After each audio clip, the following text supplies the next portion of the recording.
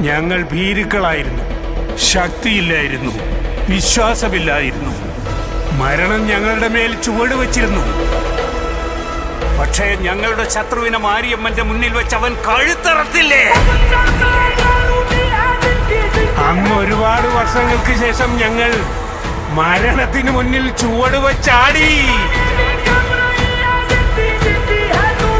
അവൻ വാള് വീശി വന്നപ്പോ ഒരു കാറ്റുയർന്നു സാർ. ആ കാറ്റിന് ഞായറാഴ്ചയിലുള്ള എല്ലാവരുടെയും ജീവശ്വാസമാണ്. നിങ്ങൾക്കൊരു ഉപദേശം തരാം.